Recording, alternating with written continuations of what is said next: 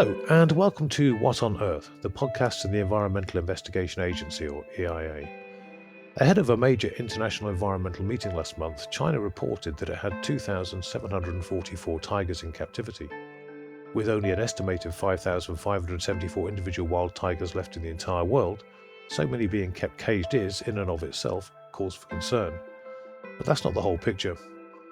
In 2013, China reported having more than 5,000 captive tigers, and a 2018 study estimated there were 6,057, while also identifying a total of 209 captive tiger facilities throughout the country, 36 of which were potentially cause for concern. Now China claims it has no commercial breeding facilities for tigers and a much lower captive population, which amounts to a fall of 3,313 tigers in 6 years. The very lack of transparency concerning China's captive tiger operations means we may never know what happened to them. But such a discrepancy suggests this controversial industry remains a problem. I'm Paul Newman, AIA's Senior Press and Communications Officer, and today we're going to be taking a look at the murky world of tiger farming and its connections to illegal wildlife trade, with AIA's Asian Big Cats campaign lead Debbie Banks and legal and policy specialist Avinash Basker. Debbie, Avinash, welcome, and thanks for taking the time to share your thoughts with us. Thanks, Paul. Nice to be here. Thanks, Paul. Good to see you. Debbie, perhaps we could start with a bit of a history lesson and China's somewhat contradictory relationship with the species. On the one hand, it's revered as a culturally important icon, yet on the other, it was formally declared a pest, with a bounty on its head shortly after the founding of the People's Republic of China in 1949. That's right, Paul. Over the centuries, the tiger has been both revered and feared in China and has widespread cultural significance. The tiger is seen as the king of the beasts, a symbol of bravery and strength. It has been a talisman for soldiers and as a good luck symbol, still sometimes used on children's hats and shoes. And the tiger has featured widely in art, poetry, myths and legends. But yes, under Mao, the tiger was declared an agricultural pest and a bounty put on its head. And around that time, there were an estimated 4,000 wild tigers in China. But the bounty, coupled with the hunting of tigers to use their bones and other body parts for medicinal purposes, meant that by the early 80s, there were believed to be about 200 tigers left in the wild in China. And by the mid-80s, that was dropped down further to less than 50 animals in the wild.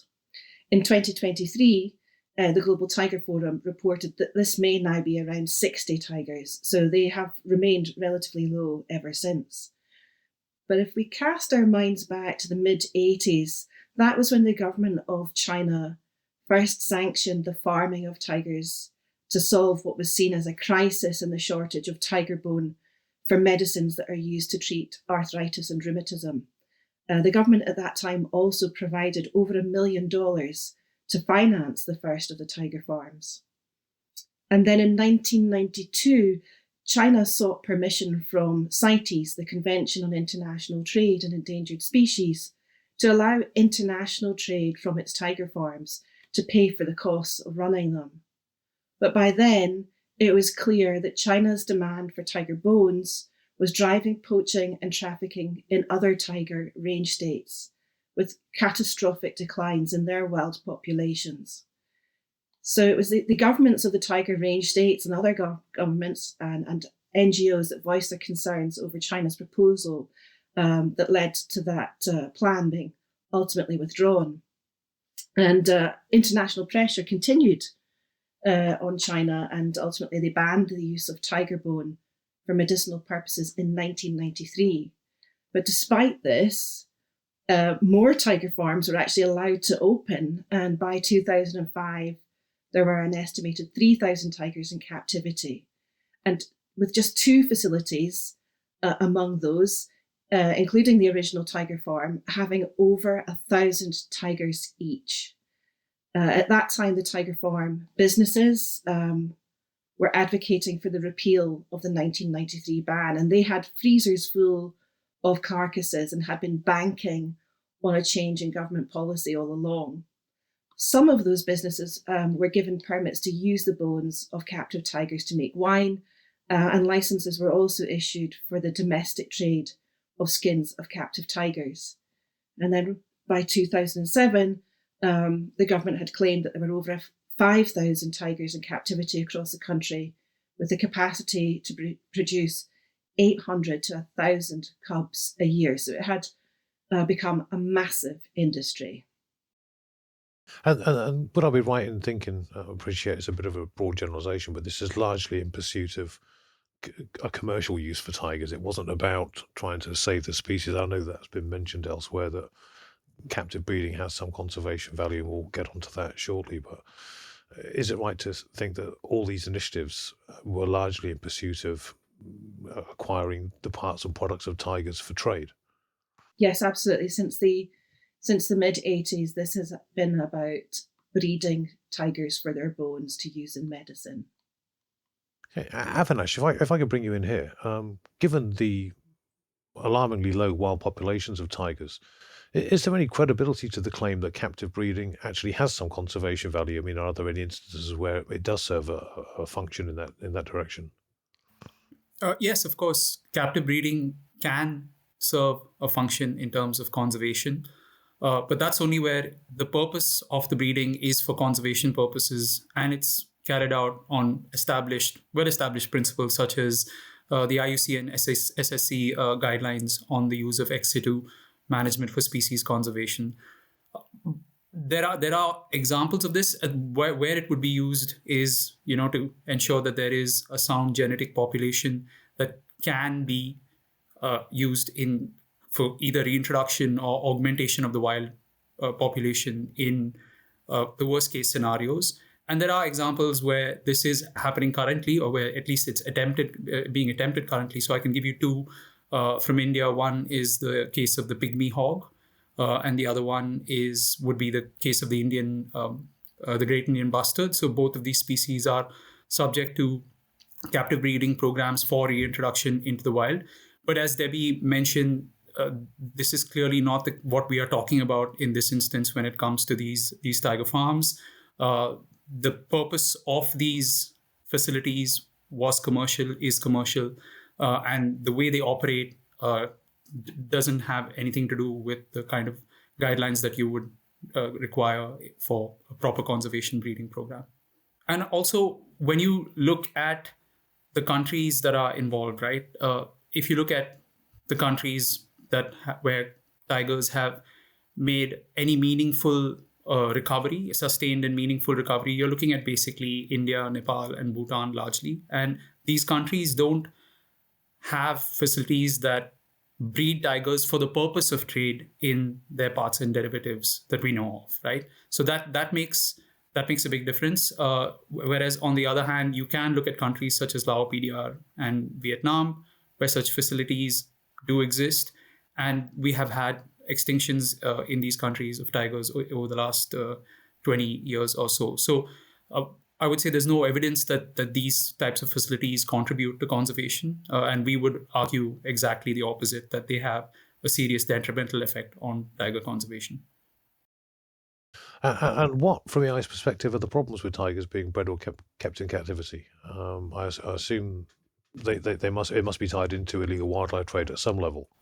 So there are three broad issues which I'll articulate. The first one is the way in which they contribute to illegal trade. So they are a source for the leakage of parts and derivatives into illegal trade.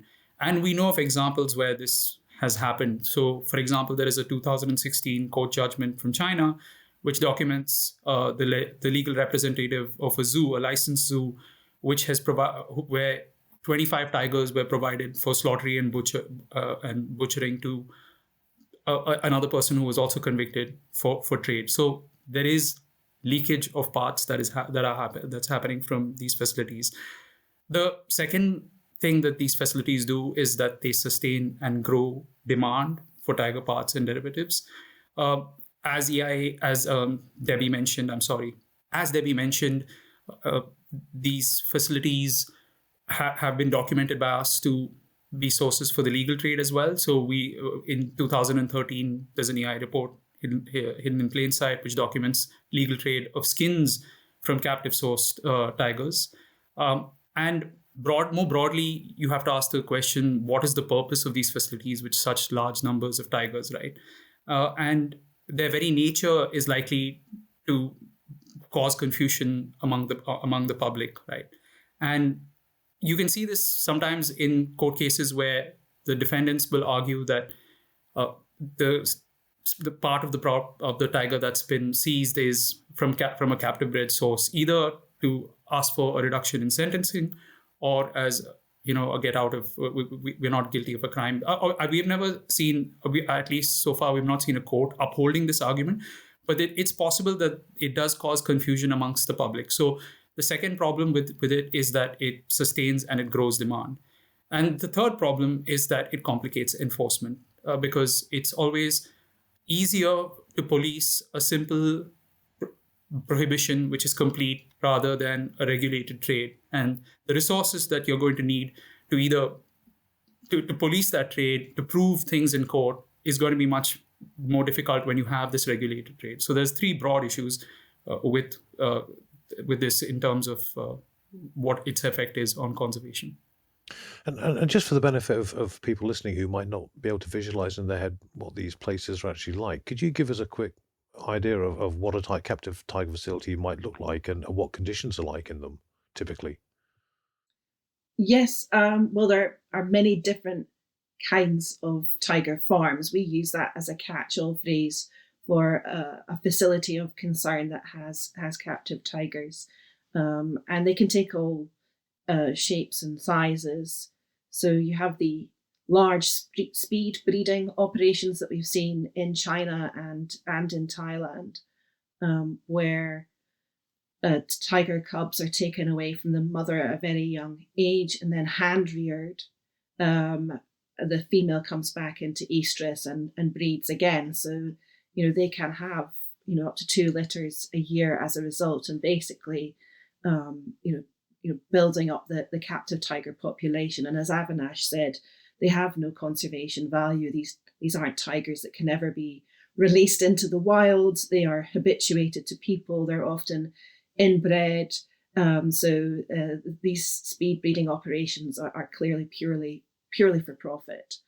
And they often keep tigers in very sort of unnatural conditions as well. You might find enclosures with half a dozen tigers all the way through to a dozen or more tigers. So it really is clear that those kinds of operations have nothing to do with conservation and purely about profit. There are also facilities that aren't actually breeding tigers but are keeping them, and that could be like a handful of tigers, half a dozen, or 50 to 100 tigers that are kind of loaned out to different facilities. Often that's for the purposes of in Thailand what they call edutainment, where the public are allowed to handle tigers and have selfies taken with them. Any facility that does that is again clearly not a facility for conservation. But there are also, and many of those facilities, the speed breeding ones are the ones that are open to the public, are actually licensed. But there are also illegal operations with tiger cubs being trafficked from one country to another to then be kept in backyards and basements, and then raised to maturity, and then slaughtered upon commission by buyers. So yes, captive tiger facilities of concern or tiger farms take many forms. You mentioned earlier on that after China introduced tiger farming, that the idea caught on elsewhere, and obviously it's now not the only country with captive tiger facilities. Where else do you typically find them, and what kind of facilities are these? Are they comparable to those in China, for example? Yes, so Thailand started farming tigers in the early 90s, Laos in the early 2000s, Vietnam in the mid 2000s, and by the late 2000s, there were dozens of tiger farms across South Africa. And certainly, yes, they again, some have large numbers of tigers, are speed breeding them, and some are these more, they're private or they're closed to the public and are just literally there to raise tigers to maturity and butcher them. So yes, we find all different kinds of tiger farms across Southeast Asia and, as I say, now in South Africa as well. I'm assuming one of the issues concerning all these tiger farms in different countries is that there's no transparency, there's no oversight as to conditions and how they're operating and what they've got. I imagine that must be an ongoing problem for them, yeah? There are different rules and regulations in the different countries, and some countries have, made more effort to address the problem. For example, in Vietnam, they've been quicker to respond and prevent the captive tiger issue or the licensed tiger farm issue becoming as big a problem as they once had with the bear farm issue. So there is a degree of, as I say, regulation and licensing for some of these facilities, especially the bigger, higher profile facilities. The extent to which inspection and monitoring is robust is certainly pretty poor in Southeast Asia and China, as illustrated with the cases of illegal trade and leakage of tigers and their body parts from those facilities. And no country yet has a robust DNA or stripe pattern profile database that would enable inspectors to really understand what is going on in terms of the births, deaths, and transfers of these animals or their body parts. So it's a huge problem that governments still have really not got to task with. We started this episode off mentioning the supposed missing 3,313 tigers from China's captive facilities, and I don't suppose it's fair to really leave our listeners hanging without some kind of answer. I do appreciate that there's no hard evidence available, at least not yet. But do you think you could venture any ideas as to what might account for such a large discrepancy, where they might have gone to? That is really hard to say at this point.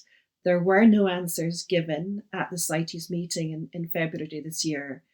And it's not clear if there have been deaths associated with COVID, avian flu, or canine distemper, all of which are known to have caused deaths in captive tigers.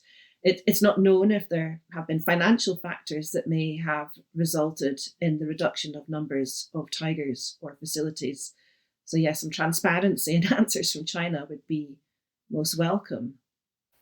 But just to add that we don't know if there is a policy behind the scenes. However, it's not that breeding has been stopped in these facilities. So we know from the same report that there have at least been around 290 tiger cubs that have been born in the 3 facilities that the Secretariat visited over the past few years, maybe 5 or 6 years. So that's it's not that there's been no breeding taking place. Yeah. All of which brings us in a slightly roundabout way to the role of CITES, or more properly the Convention on International Trade in Endangered Species of Wild Fauna and Flora. I suppose we should make it clear up front what CITES is and what it isn't. Avinash, am I right in thinking it's not a conservation agreement? It's effectively a global agreement put in place to prevent species from being driven to extinction by trade in any of them? Well, I guess you've touched upon the duality of CITES in your question itself. Now, I would not say it is not a conservation agreement. I'd say it is a conservation agreement. The preamble to CITES basically states that wild fauna and flora are irreplaceable and must be protected, and that international cooperation is essential in order to do this. So I would say it is a conservation agreement. It is an agreement to conserve species, and specifically it seeks to regulate international trade so that international trade is not a threat to the survival of those species. In terms of what it does, it has 3 appendices with 3 different levels of regulation of international trade. But an Appendix 1 listing of CITES, which is where tigers and all of the Asian big cats are listed, means that there is an international commercial trade ban on these species, their parts and derivatives, whether it's live animals or their parts and derivatives. There are some exceptions to this, and whether those exceptions are appropriate or not in today's context can be debated. But I would say it is a conservation treaty, and since the subject it addresses is international trade, it is obviously a treaty that regulates international trade. Okay, thank you for that. And so, given the iconic nature of tigers around the world, what has CITES actually been able to achieve for them? You'd have to see where you would be without CITES, right? Like the reason that you have today a commercial trade ban internationally on tiger skins, tiger bones, etc., is because of CITES. In 1987, the Siberian tiger subspecies was listed on Appendix 1 of CITES, and since then there's basically been an international trade ban on tiger parts, products, derivatives, etc.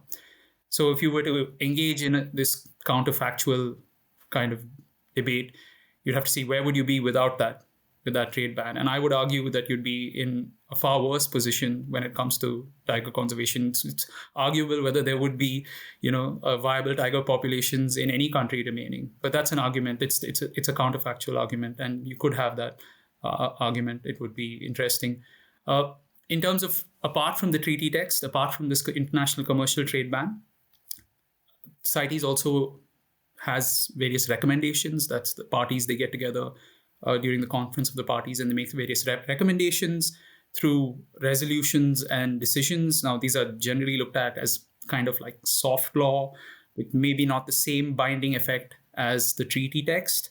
But in those respects, there have been a number of recommendations on tigers. So in 1994, there was a resolution adopted on tigers, which asked countries to voluntarily prohibit internal or domestic trade in tiger parts and derivatives, and to consolidate and destroy stockpiles where possible, with the exception of those that were needed for educational purposes, etc.